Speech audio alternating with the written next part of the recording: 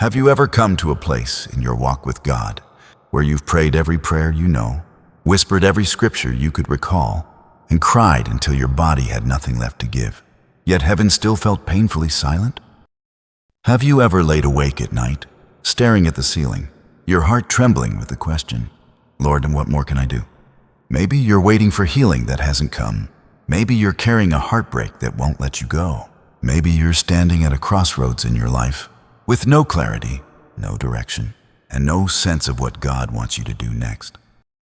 Maybe you're fighting a battle internally, fear, addiction, anxiety, loneliness, and despite your best efforts, despite your genuine faith, despite your sincere prayers, the chains still feel unbroken. You pray, you believe, you knock, you wait, but nothing seems to shift. What if your unanswered prayers are not a sign of God's absence, but a call into deeper surrender? What if the spiritual frustration you feel is actually the Holy Spirit drawing you into one of the most powerful disciplines ever given to the people of God? Fasting and prayer, not a religious punishment, not a hunger strike, not a desperate attempt to get God's attention, but a sacred invitation, a doorway God opens when He wants to realign your heart, refocus your vision, and release breakthrough in your life. Throughout Scripture, when God's people faced impossible situations, they didn't just pray, they didn't just weep, they didn't just wait, they fasted.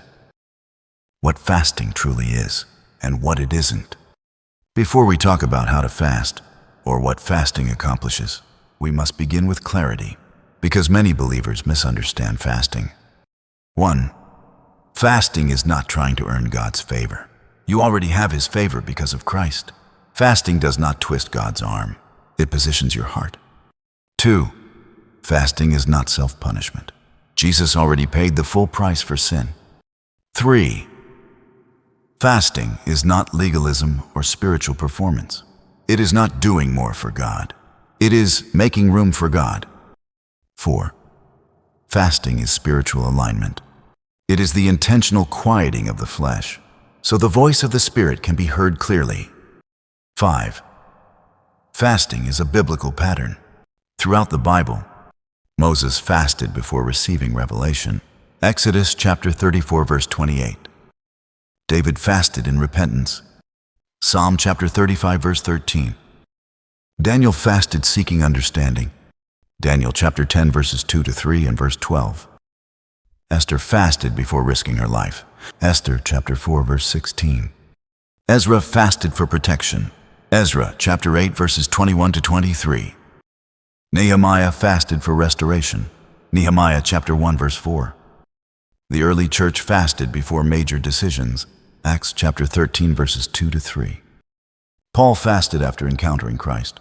Acts chapter 9, verse 9. Jesus Himself fasted 40 days before entering His ministry. Matthew chapter 4, verses 1 to 2.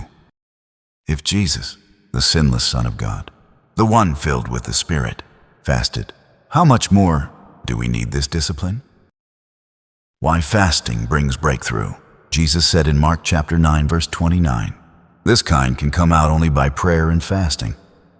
Those words reveal something profound. Not every battle is the same. Some spiritual battles do not respond to ordinary prayer because they require extraordinary surrender. Why? Because fasting confronts the greatest opposition in your life, your flesh. The flesh wants comfort. The flesh wants control. The flesh wants distraction. The flesh wants convenience. The flesh wants satisfaction now. But the Spirit wants transformation, wants holiness, wants clarity, wants obedience, wants surrender. Fasting weakens the voice of the flesh and strengthens the discernment of the Spirit. It shifts your posture from, "I can fix this," to, "Lord, I need you." When the flesh quiets, revelation increases, clarity sharpens, worship deepens, Scripture burns brighter, your prayers gain weight, and the presence of God becomes tangible. Fasting doesn't make God speak. It makes you able to hear. Fasting doesn't give God more power. It removes what blocks His power in your life. Every time you fast, something shifts in the unseen realm. Chains weaken, strongholds crack, fear loses influence, addictions lose power, vision becomes clear, your heart becomes soft again.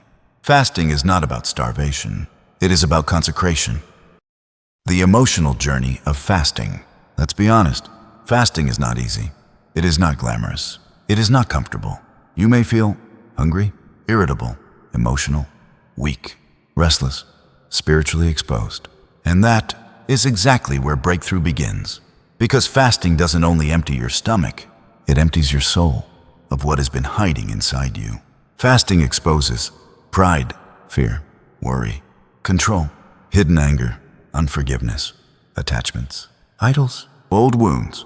When those things rise to the surface, it may feel discouraging, but remember, God reveals to heal, not to condemn, not to shame, not to overwhelm. He brings things into the light, so the Holy Spirit can transform them. Breakthrough begins where honesty begins. How to fast. A simple, biblical, practical guide. Step 1. Prepare your heart. Ask God, Lord, what are you inviting me into? What do you want to transform in me? What breakthrough are you preparing?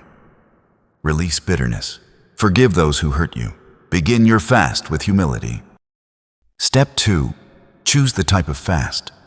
Partial fast. Skip 1 or 2 meals a day. Daniel fast. Vegetables, simple foods. Daniel chapter 10. Full fast. Water only for those physically able. Non-food fast. Social media, entertainment, sugar, and more. Let the Holy Spirit lead, not your pride. Step 3. Set a clear purpose. Purpose fuels perseverance. Examples: clarity for your calling, healing for your family, freedom from addiction, direction for your next season, breakthrough in your spiritual life. Step 4. Replace meals with prayer and scripture. Fasting without prayer is dieting. Fasting without scripture is self-help.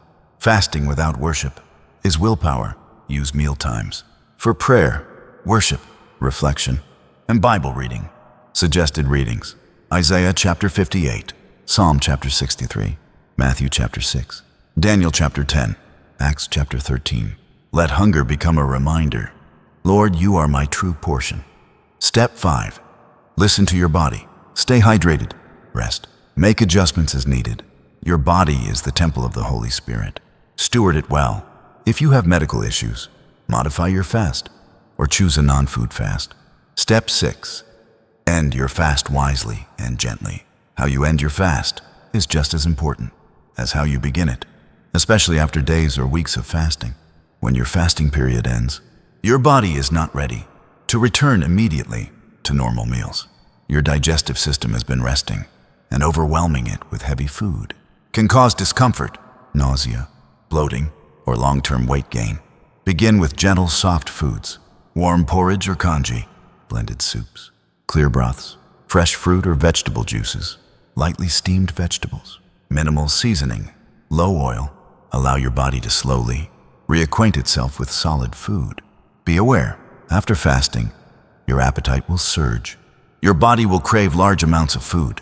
This is normal, but it can be dangerous. I have seen many people end a beautiful fast only to overeat afterward, gaining weight rapidly, falling into unhealthy patterns. This is not God's design. Fasting should lead to discipline, not indulgence. So you must guard your appetite intentionally. Eat slowly, eat mindfully, set boundaries before you break your fast.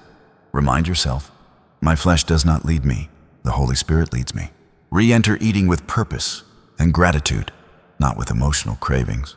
Use this moment to build healthier habits. Drink fresh juices, eat clean whole foods, avoid heavy meals. Reduce sugar and processed food. Increase water intake. Practice portion control. Add light exercise or walking. Why? Because your body is the temple of the Holy Spirit. 1 Corinthians chapter 6 verses 19 to 20. Ending your fast with wisdom protects your health, grounds your emotions, and strengthens your spiritual life. Fasting is not just a spiritual discipline.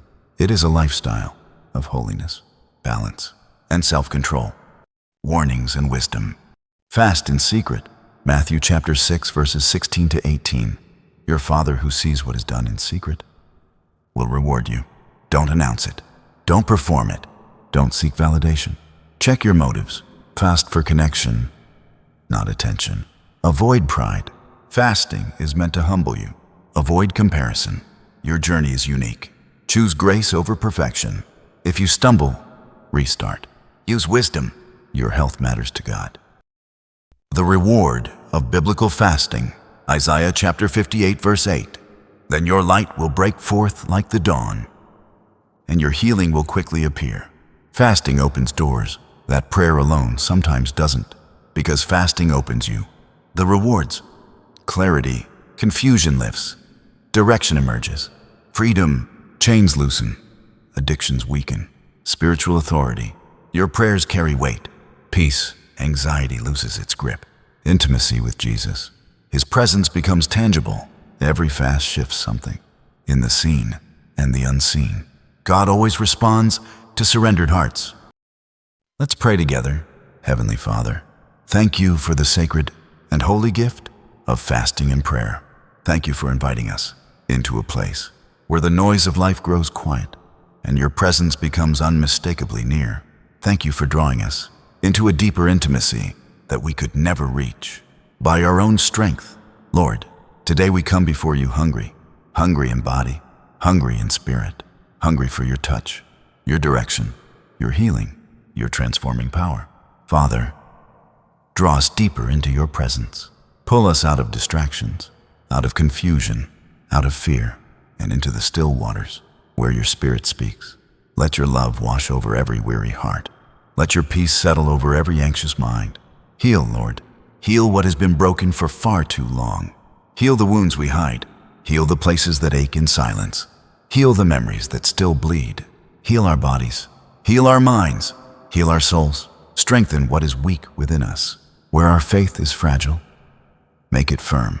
Where our courage is small, expand it. Where our endurance is fading, breathe new strength.